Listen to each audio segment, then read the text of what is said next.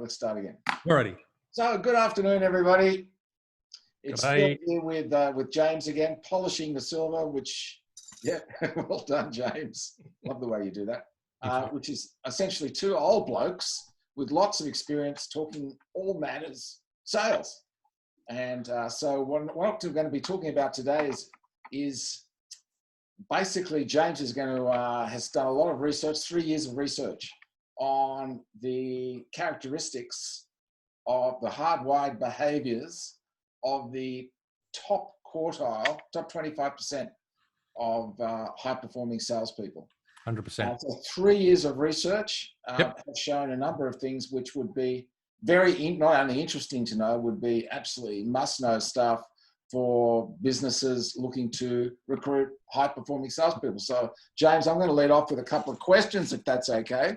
Go for gold, mate. 3 years of research. So you would have come up with a lot of stuff. What's the thing that comes to mind that you'd love to share with me and our listeners?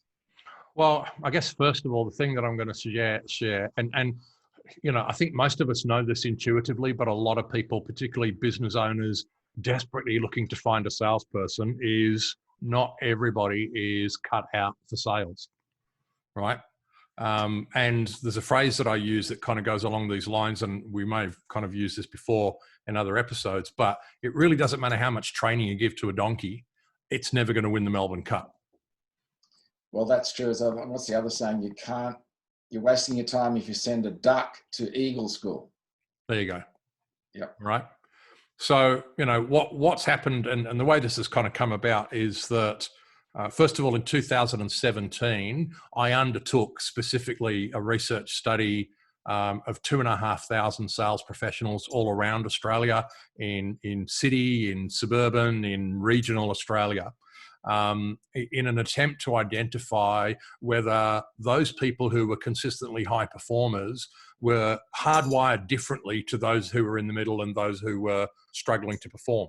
And lo and behold, ta-da, there was a result. And then when I kicked off the recruitment business in January 2018, you know, the promise that we made to our clients was, we're not interested in resumes, we're not interested in cover letters. Neither of those two documents have any predictive reliability whatsoever. So what we're going to do instead is we're going to measure, and I use that word 4 times because we actually put our applicants through 4 different instruments. And what's happened... Let me just jump in here if I can. Sorry to steal your thunder, but that's very unusual for a recruiting organization. Yeah, well, absolutely. And so, you know, that's one of our distinctions. So, you know, my background is not in recruitment. My original background's in behavioural psychology. I've then been in a range of different training and development kind of businesses and roles throughout the time. And, you know, the fact that Salesforce shared at the end of 2019 that 56% of sales reps did not hit target would suggest to you there's something wrong in the recruitment process, right? The recruitment crystal ball is broken, mate. You know, it's bloody smoke and mirrors. And so, you know, what we committed to doing for our clients was that we would use scientifically validated instruments to be able to actually measure what these individuals are made of, whether they've actually got what it says, you know, what they say they've got. Anyway, over the last 2 years, we've had 1,400 people apply for roles. And so, you know, they get put through our assessment process. And yeah, there's been a very clear pattern that's emerged that kind of depicts how those people who are consistent top quartile performers are actually hardwired. So when you say hardwired, that is part of their natural makeup, their behavior style or their personality or their DNA. Is that what you're saying? Yeah, kind of. Yeah, any of those labels, you know, to help people understand. I mean, there are three key things that we measure. So we measure what's called their cognitive ability, their hardwired behavioral traits, and then their occupational interests. So they're kind of 3 different things that we measure with a particular instrument. Okay, so would you like to talk about those 3 things? Yeah. Okay.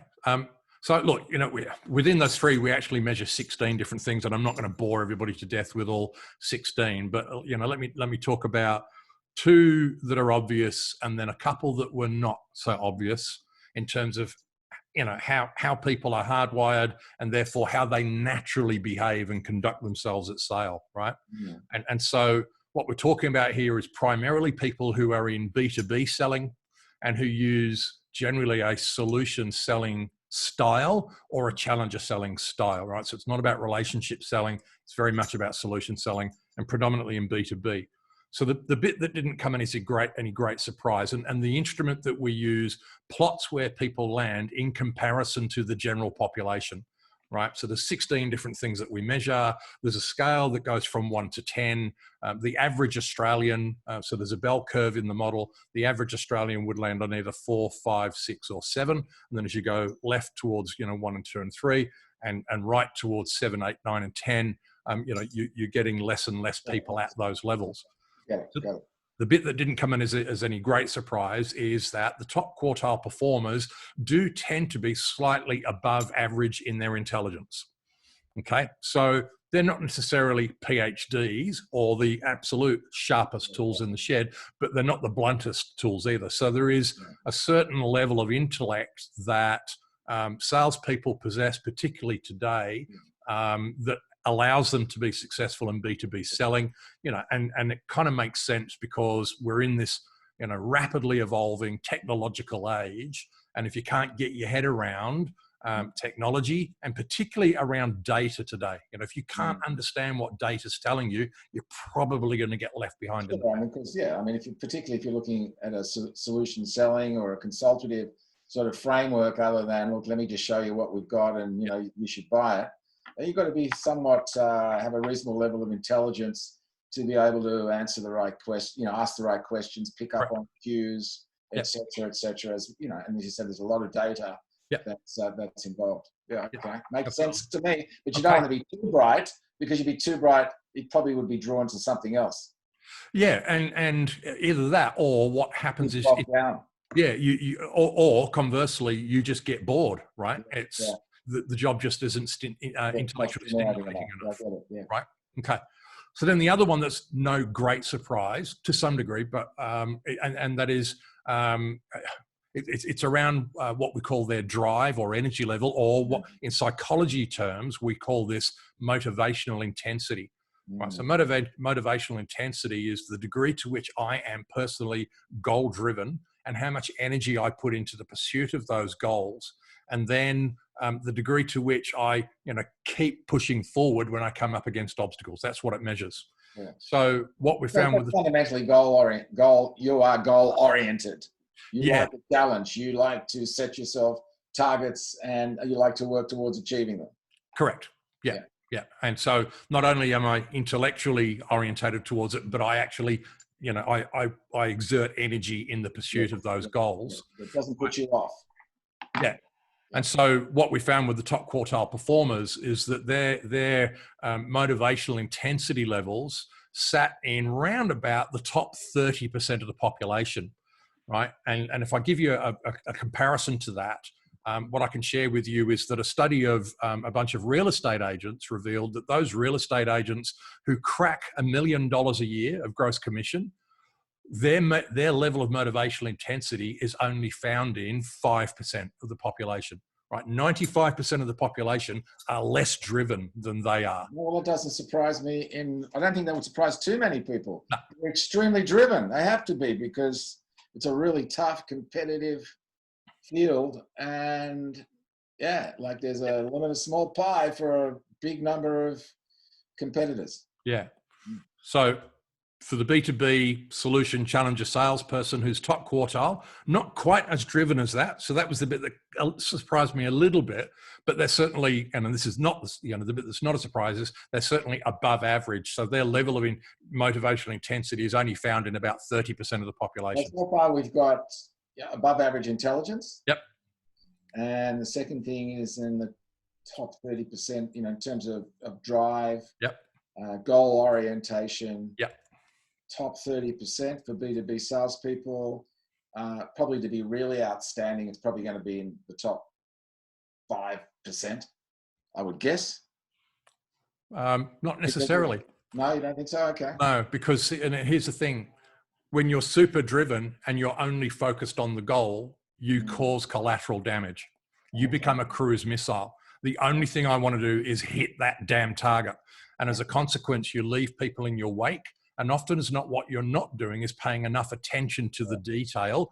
And today, detail, is something you've got to be focused on. I mean, I've sort of my intuitive sense over the last many years of really high performing business people, high performing salespeople, is they don't really care about the ones they leave in their wake. Yeah, and that may well be true, but I think you're going to find that in recent years the tolerance for that is getting lower. Okay, fair enough. Right, that bull in a china shop, gift of the gab, talk underwater with a mouthful of marbles. Yeah, okay, all right, fair enough. No, I mean, they are a bit different. The high drive and the gift of the gab, they don't always go together. No, but this high drive to do whatever it takes. Yeah. I can see that. That rings really true for me. And you're saying that the $1 million salespeople and above, top 5%, they're just like, I'll just put up with whatever. Absolutely. I'll keep going and I'll keep doing more than anybody else does. Absolutely. Yeah. And interestingly, there's often a correlation between that and how obnoxious people find them. I think you could be right there. That's my experience. Right. Okay. Yeah. So here come two that may be a little bit of a surprise. So one of the things that we measure in the tool is the label we give it is attitude. And what it's actually measuring on from 5 and down, it's measuring levels of pessimism, and from 5 and up, it's measuring optimism. And, I think most people would probably expect that high-performing salespeople are incredibly optimistic. They've got this, this positive, can-do kind of attitude. And in fact, what the research has found, so 3 years worth of 3,900 people studied, the high performers are what we describe as healthy pessimists, right? So they land on that scale of 1 to 10, they land in 3, 4, and 5. Yeah. Right. And so what we see in them is a natural inclination to mistrust, to question people's agendas, to not accept things at face value, to dig deeper and to be comfortable, not being optimistic. And probably one of the ways that I kind of can more readily describe this that I think people will get, it's an old saying, you and I have heard it many, many, many times over the years, and that is the amateur salesperson is the one who absolutely knows for sure they've got this one in the bag right up to the moment they lose it. Yeah, right. No, mate, it's coming, mate. I know we were supposed to get it this week, but there's just a couple of small things that they're going to handle. No, in the next 2 weeks, we'll definitely have it. Yeah. Yeah. And when they sit down with the forecast, and the pipeline convo with the sales manager, no, don't move this one. This one will come over. I know Bob really well, and he told me they are really interested. Yeah, I can feel it in my waters. Mate, no, they're really interested, mate. Yeah. So that one kind of came as a little bit of a surprise, not so much to me, but in general terms, to find that the naturally hardwired state of the successful salespeople is actually slightly on the cynical side, and on the pessimistic side of the scale was a little bit of a surprise. And then here's the other one, right? That might surprise some people, but again, maybe not. And so one of the other scales that we measure out of the 16 is something called accommodation. So it's the degree to which I'm going to meet the needs of the customer, right? The degree to which I will bend and flex and acquiesce, and the degree to which I do that naturally. There are some people who will do that because that's what they're told to do. But what we're talking about is, what are you naturally hardwired to do? And in fact, the high-performing, top-quartile B2B solution selling salespeople tend to sit slightly under the mark. So they sit around 3, 4, 5. Yeah, that's what I would get. Yeah. It's kind of like Henry Ford's thing. You can have it in whatever color you like, so long as you like black. Yeah, like I had a call from someone the other day. Who's got problems with a salesperson, very good at what they do, very bright, very driven, but has no sales process and no real feeling for people Yeah. and being able to read signs and adapt to people. So what this person does is just keeps on giving. Every time they just keeps on giving, even though they said, look, there's no opportunity here for doing business. They just keep on coming back and giving them stuff because that's all they know how to do. This person knows how to do. Yeah. So it doesn't surprise me that much that, like the really savvy, somewhat skeptical, driven, reasonably smart salesperson sort of figures out, well, you've got to sort of convince me that we have the possibility of doing something here, or it makes sense. Yeah. And we're both investing our time wisely, because the last thing they want to do is not invest their time wisely. Correct. Yeah. Absolutely right. And, and a simple version of that is where the customer says, look, I love everything you've said. I truly do. I really need to think about it though. Let me think about it. Yeah. No, I'm not talking to anybody else. I promise. I'll come back to you next week. Yeah. Not saying no. Yeah. Not saying no, but not saying yes. Yeah, exactly. And eventually they never say yes. Yes. Right. Yes. The professional salesperson, the high performing salespeople, what we're seeing is they don't allow that. Right.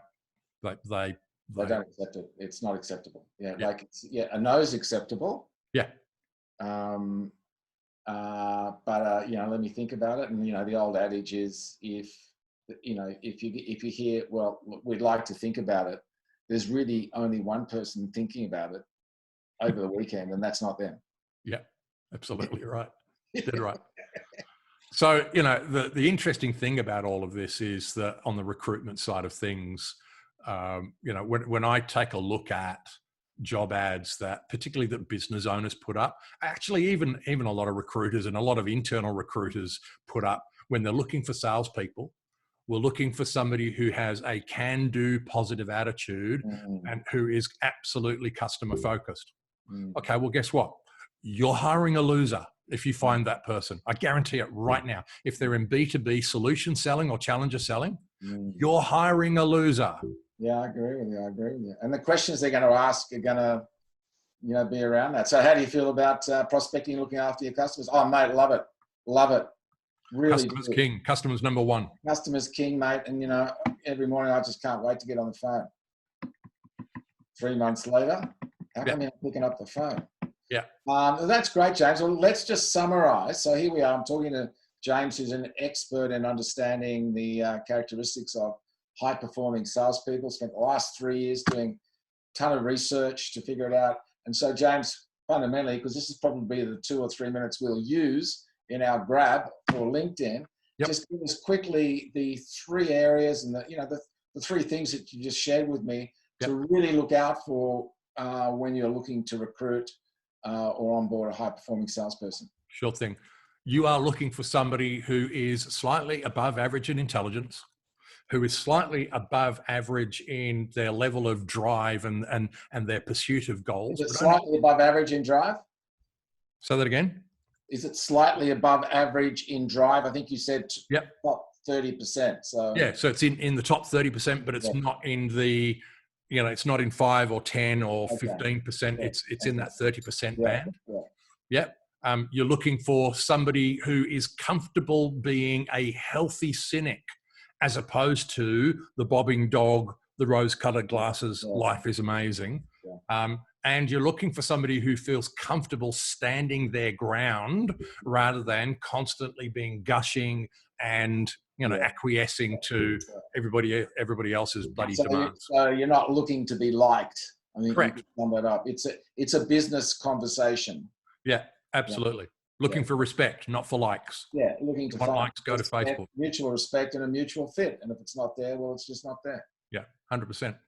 Fantastic. All right, that's great stuff. So if anybody is looking to recruit a high-level salesperson, I'm guessing they can come and talk to you, James Michael. James Michael at justifiedtalent.com. Absolutely. And if anybody's looking to train or coach someone that's not working out the way they would like them to work out, a guy I know called Phil Lee. He's ace. Thank you, mate. And mutual respect. What do they say these days? Right back at you, brother. Yeah, Something like that. You know, bang. Cool. All righty. Good to see you, mate. You too, buddy.